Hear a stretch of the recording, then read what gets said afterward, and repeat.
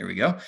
All right, and without further ado, I will briefly introduce our speaker. So Addie Smith earned her Bachelor of Fine Arts at the Savannah College of Art and Design with a degree in interior design. Since then, she's been a professional architectural lighting designer in New York City, Chicago, and now Denver. With Light, Addie hopes to enliven the built environment with drama and inspire people to do, feel, and be better. Addie serves as the president of the Denver chapter of Women in Lighting Design.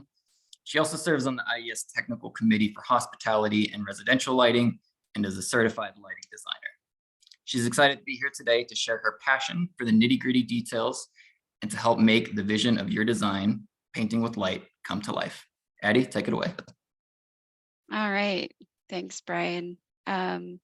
So the title of the talk today is It's All in the Details. And we're really going to focus on the details of what makes a good lighting design detail, not necessarily all the electrical components and voltage and wiring and things like that that go into details, but more the lighting design side of the detail. So hopefully you'll see a lot of inspiring images and learn a little bit more about how to work backwards from those images to come up with details that can actually work and be built. So learning objectives, we're going to look at overall techniques for different applications and how to start thinking about how lighting can be integrated into those details and documented. And then we'll also look at the coordination process with a few factors that would impact your specifications related to understanding and working through the detail documentation experience. So we've all seen details go wrong, and sometimes you think you put every effort into making it work and it still somehow doesn't get built the way you imagined. And so some of the things to think about when you're looking back on projects and wondering why things may not have turned out as you had hoped would be, did you look at a sample of the fixture, a physical sample, and look at the mounting and all the components that go into making that work and look good? Did you do a mock-up either internally or with your team? Did you do an aiming study to understand your viewing angles?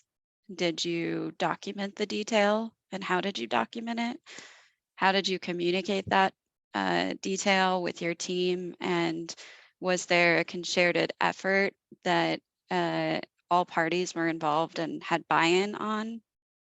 And were field dimensions taken and coordinated with actual conditions in the field? I'm not going to go too much into all of these things, but these are all parts of the process that even if you have the best detail on paper, it won't get built if you don't curate and manage and facilitate this process as the leader and, I would say, owner of the lighting on the project. So we're going to look at a couple photos to think about how we light, or how light interacts with different materials, because having an understanding of this first can help give you a better understanding of how to draw a detail or how to approach a challenge in a detail. So with water, this is a painting. You can see it's pretty clear, and there's dapples of light being reflected off of parts that are moving. So the idea here is that when water is moving, that's where you get the effect of light. And when you're just lighting still water, the light goes straight through. When you look at a mirror, that's another material that's kind of challenging. And what you actually see when you light a mirror is the reflection in the mirror. So it's kind of worrisome if you have a fixture in view of that reflection. So that's something to think about. Then we have these polished materials like granite, especially black granite, which is essentially like a mirror. where everything just reflects off of that surface, showing the source of the light directly. And then we have more of a frosted material like this frosted glass, which really shows how light can be diffused and caught and dispersed throughout that material. So those are kind of the 4 different challenges or ways that you have to think about light interacting with materials. So when light hits a smooth surface, it's reflected away from the surface at the same angle that it came in. And we've heard this, the angle of incidence is the angle of reflectance. And this is what we get with the specular reflection, like the granite countertop. This is what you want to be worried about or look out to avoid with things like under counter lighting, under cabinet lighting with a polished countertop, for instance. So if it's not changed by the surface, the light just bounces off in its fullness in the way that it was ordered in a very exact and mathematical way. So this you can count on, and it's a study you can look and understand. When the reflecting surface is irregular, like the diffused reflection, the light can bounce off in any direction and be scattered in many different directions in sort of a chaotic way that diminishes the power of the original beam. So that's how you get more of a diffused sort of lighting effect. The light itself as a whole is unchanged, but the way we see it, depending on the surface, it is being reflected onto us. So water is a reflective surface like a mirror. And when water that we see is very still, like I said, the reflection of the landscape is clear, and but because the reflecting surface is very, very smooth. So if there are ripples in the water, that's where you start to see the distorted, more of the diffusion effect on the right. So understanding these principles will help you put together what kind of detail you may need. And we'll get into some applications a little bit later. So with architectural volumes, the size matters. Traditional skylights bring in large amounts of light, like the picture on the left. If there are deep or large surfaces for light to reflect around before it gets down into the space, you get more of a soft, billowy, diffused light. But with a smaller surface area in the skylight to bounce around in, you get a more intense pattern of light and shadow. So as these pictures kind of show, the smaller the area for the light to bounce around, the more concentrated the lighting effect will be. And the bigger and wider they are, the softer and more diffuse the lighting will be.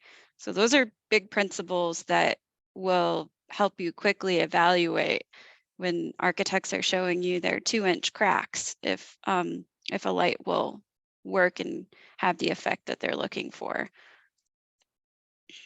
So with aiming studies, this is something that you can do even if you're not able to do mock-ups. Like if there isn't time or you don't have the samples available to do a mock-up, you can do an aiming study to make sure that you're detailing the light to be as concealed from typical viewing angles as possible. So it's important to understand what a typical eye height would be, and then also where the person would be standing in relation to the detail that you're putting together. And from there, you can draw an easy line of sight to up into the cove or whatever detail you're evaluating to determine the control dimensions and dimensions of the entire detail to make sure that the fixture is concealed from view. Because what makes a really effective detail is when you don't see the source, but you just see the, you don't see the glare from the source, but you see the contrast from the lighting effect coming out of the cavity or the pocket. The glare, once you see the source, it sort of ruins the detail, and you end up not seeing the thing that you're trying to light. You end up seeing the light instead, and that's distracting. So nobody wants that. And once you kind of determine what the constraints are based on where your viewing angles are, you can decide where, if you need to help the architect adjust their environment or their, um, constraints to better work with the detail to keep it the light discreet and effective. So it's really a tool to help you communicate back and forth to the architect and the team what may need to change or shift to work with the lighting, but also for you to understand what specifications you may need for perhaps the beam angle. And all of all of this information gets captured in kind of a cleaned up version of you're seeing a process shot here on the right, but this all gets cleaned up and provided in the documentation so that the contractor knows where the spacing is and what the spacing and control dimensions are, so that if the team actually has to change something based on a condition on site, or the architect has to change something further down the road and you're not as involved because of scope, for instance, they can still follow your control dimensions to make sure that the lighting effect isn't compromised. And if they can't, then that's a good communication tool to say, they'll call and say, hey, we can't get 3 inches. We only have 2 in the field. Like, will that work or will that not work? And then that's when you can kind of continue to evaluate and work with them on the final result. But I can't emphasize how important aiming studies are. They don't take too long, and they actually solve a lot of problems and tell you kind of what the spec should be, um, based on just simple kind of geometry and the principles of how light will reflect and work in a space. So next we're going to go through several different lighting applications where we have lighting integrated into architecture and would traditionally require a lighting detail be provided to get it built correctly. So perimeter ceiling slots create light from an appeared gap in the architecture and can make volumes or materials appear as if they're floating, which is desirable for many architects that do more modern and contemporary work. The size of the slot determines how much light can spill out and at what intensity. The smaller the slot, the brighter and more concentrated the light effect, and the bigger the slot, the more soft and diffused light effect. In these types of applications, longer linear runs are common. If the cove is large enough for a line voltage fixture, it makes the installation much more simple for the contractor with a plug and play type of fixture. With low voltage fixtures, you can go with a smaller slot often, but you still have to keep in mind that the contractor has to be able to get their hands and their tools up into that slot to install the fixture and to maintain the fixture.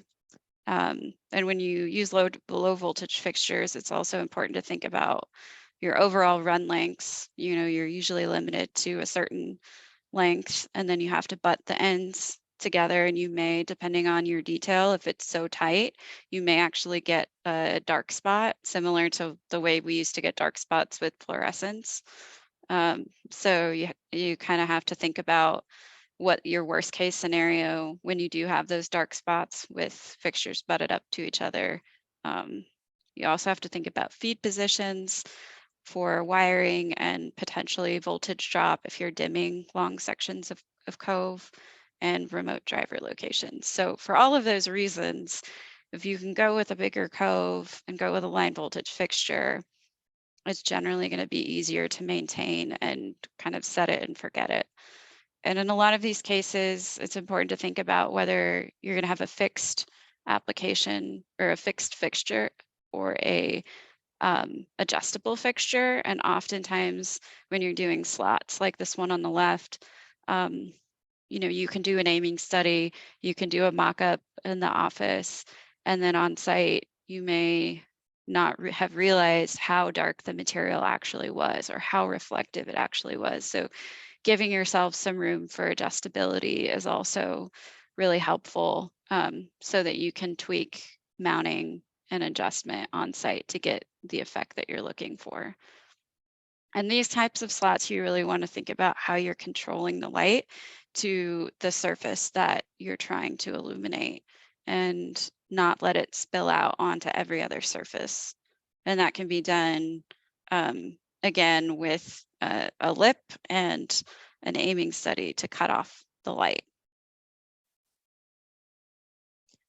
Indirect ceiling and wall cove lights are a great way to add a layer of indirect light in the space. The bigger the cove, the more surface area there is, the more points of reflection for light to bounce around. Indirect coves can be made to look like skylights or faux skylights. With the use of tunable white lighting, you can mimic the subtle shifting of color of daylight to make the indoors feel more connected to the outdoors. And this is really effective in spaces where you may not have daylight because it gets light up and out and around the volume of the space. And if you use curved corners within the cove, it can have sort of an infinity effect or like an endless floating effect that you often see in James Turrell's light art installations. And that is kind of like this middle image here.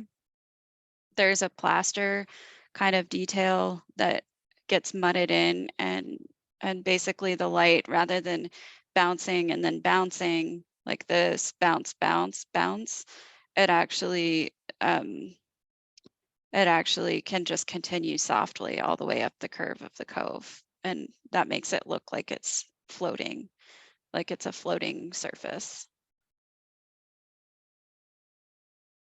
Grazing coves are primarily used to show the texture of materials like stone, wood, stucco, or tile, with a strong contrast of light and dark. The grazing technique works best when the light fixture is located right next to the textured material in the ceiling slot. And if you can hide the source, it'll be an even stronger effect on the material that you're lighting. The light fixture needs to have a tight beam angle to graze down the material and create the depth and highlights, to create depth with both the highlight and the shadow. That's what creates the dramatic look. But grazing can also be really unforgiving. It will show imperfections in construction or even uneven surfaces like tile grout or drywall that's not been finished very well. So you have less degree of forgivability with grazing. So you really need to be precise with the beam angle. And really the taller the ceiling, the more punch you're going to get with a grazing technique. And that's where it's really important to play around with the beam angle and the size of your wall to determine exactly what beam angle you need. But generally, the tighter, the better, and it'll give you more punch. And it's really comes down to efficiency with the physics of the source and really pushing it all the way down the wall versus kind of getting lost in a wide flood. Moving into integrated architectural details, we can design lighting to emanate from walls, floors, and millwork with the use of tape light. Anything is possible, but must remain constructible and maintainable in these applications. If the tape light's in direct view, as in you can see the source or you can see the lens, it's important to make sure that the lens is fully frosted with a lower output and a lower brightness so that it's more visually comfortable. Often I find that most tape light's too bright for direct view applications, and even with the lowest output, you still need dimming. It's important to have a good reason to use tape light because it's not always the most sustainable strategy. And if color shifts or sections go out, the whole thing has to be ripped out, thrown away, and replaced. So beware. Lighting in other architectural details like shower niches, toe kicks, and other custom applications are another way to add additional layers of light that really set the mood and ambience and bring out the architectural design with intention. These sorts of lighting applications allow greater flexibility and customization for the owner, making their space feel truly unique and luxurious. Lighting and millwork brings out objects on display to life. Shelf lighting can be used to uplight, downlight, or backlight objects for a silhouette effect. The ideal location for the accent light depends on the object you're lighting and the material of the shelf and the style of the shelf. So lighting is most effective when the source is concealed, as I've said.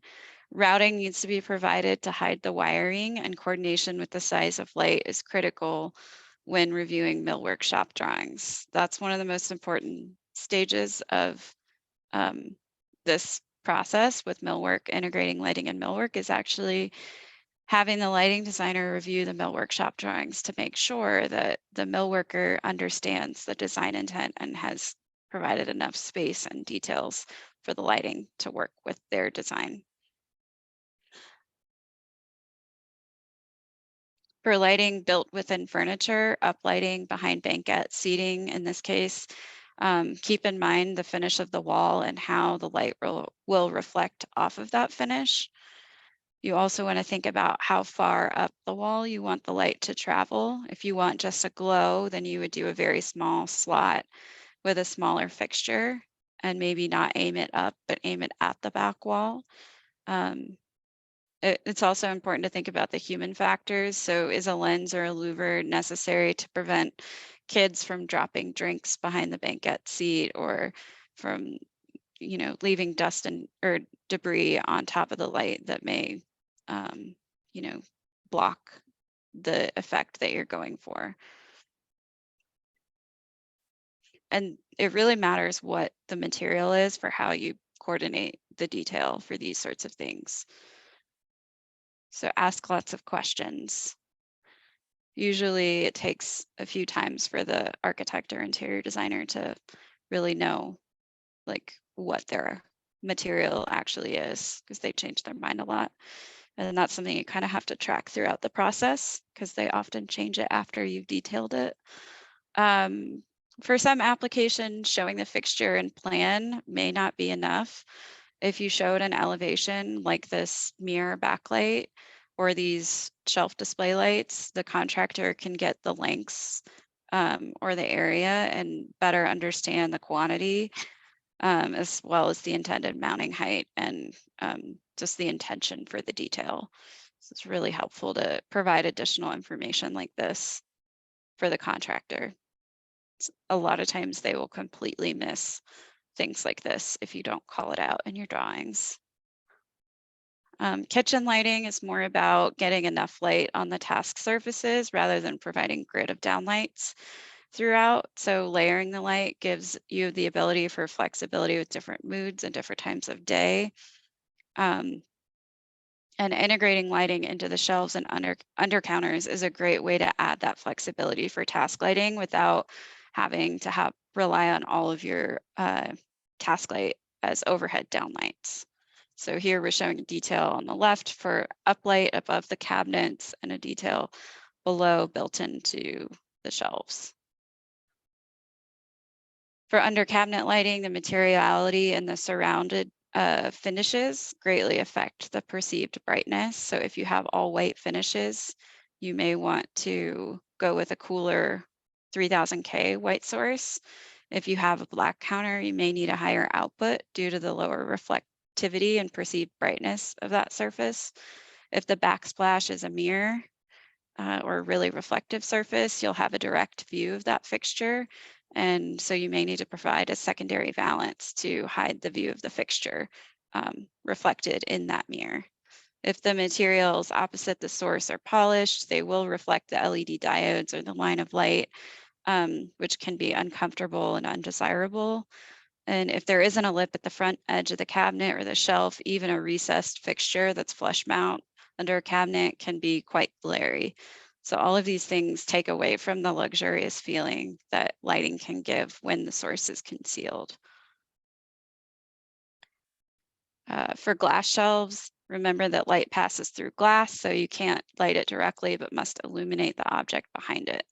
And be wary of green tinted glass, which makes the lighting appear green. And if you put a frit or a frost on your glass, it will be more, give you a softer overall even glow versus a stronger appearance of light.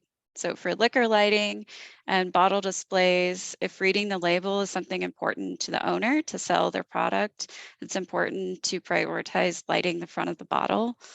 Often top shelf liquor labels are meant to be seen because that means more sales. So many liquor bottles have tinted or frosted glass, so uplighting or backlighting gives a moody glow.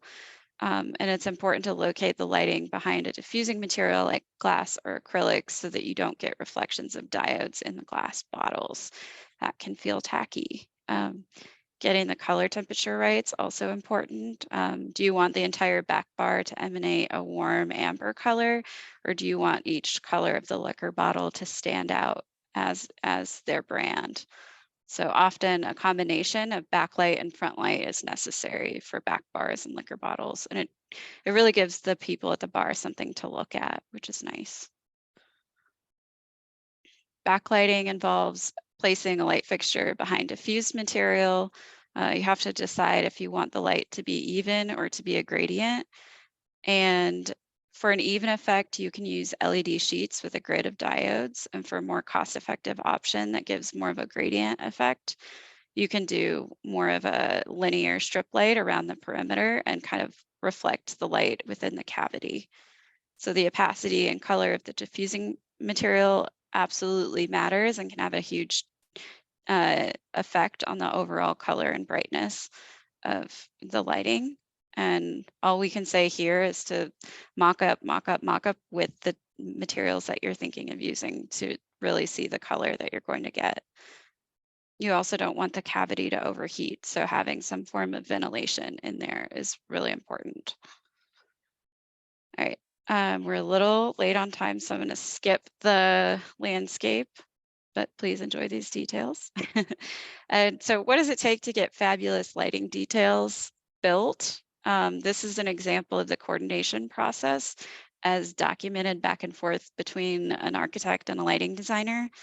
And as a team and early on, it's important to talk about the coordination effort and who documents it. Is it the team scope to document to this level of detail? My experience is if it's not in the architectural or interior design set, it will get missed by the contractor and it missed by the mill worker and probably won't get built or enjoyed by the end user. So ideally, these mounting details live both in the electrical lighting set and the architectural or landscape drawings so that all the contractors are aware of what needs to happen for mounting. So if you go to all this work to document the details, but don't confirm with physical observation and sample reviews, there's no guarantee of a successful desired outcome. Lighting is subjective and mock-ups help dial in expectations and outcomes prior to final construction. Mock-ups can help convince owners that it's worth the cost or not to go for it. In this case, the homeowner liked the facade lighting so much that they wanted to add it in more locations without consideration of the cost. In some cases, mock-ups can bring us happy surprises, like the reflection off the glass or things not previously considered, like the interior viewing experience. And with mock-ups, you can fine-tune the detail and ensure the contractor is comfortable with the method for construction. In this example, we wanted to uplight a skylight with a knife edge cove light, and we've never done this detail before, so we needed to test the theory. We reviewed the fixture sample, mocked up the condition to confirm it would work, and looked at the fixture with the different parties that would be designing and installing it. And the outcome of the mock-up was a slight tweak to the specifications. And in this case, it was a custom adjustable mounting bracket, which we documented in our specifications.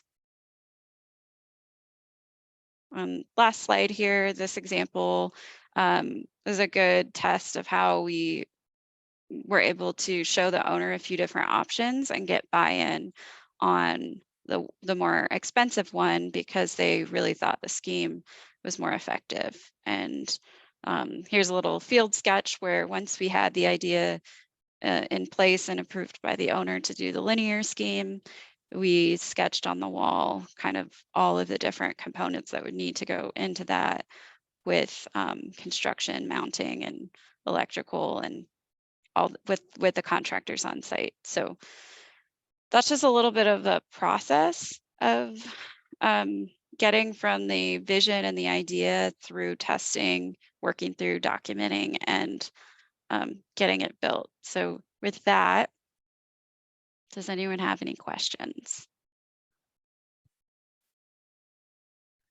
Addie, I have a question. Yeah. With the backlight situations where you're sealing the LED sheets behind the translucent material forever, do you worry about maintainability?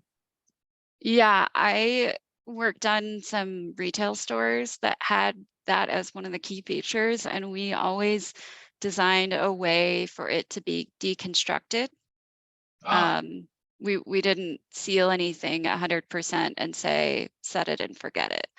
We, whether it was figuring out a way to like pull the fixtures out from one key point that you opened up or something like that. I think that's a more responsible way of designing. It's like actually thinking about the maintenance and how you can access the fixture to get Great. to maintain it. Thank you. Mm-hmm.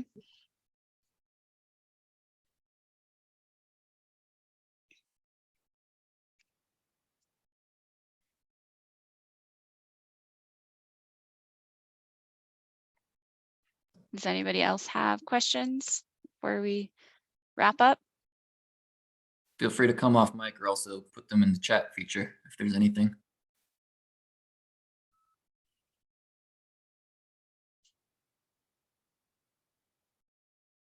All right. Well, as a reminder, this recording will be uploaded to YouTube and also onto our website. So you can review it, pass it along to your friends and colleagues. Thanks everyone for calling in. Tech Talks will be back. We'll be announcing the upcoming Tech Talks in the series shortly. And with that, I'll let everyone get on with their afternoons. Thank you. Thanks, Addie. Yeah, thanks everybody. Nice to see you. Yep, thanks.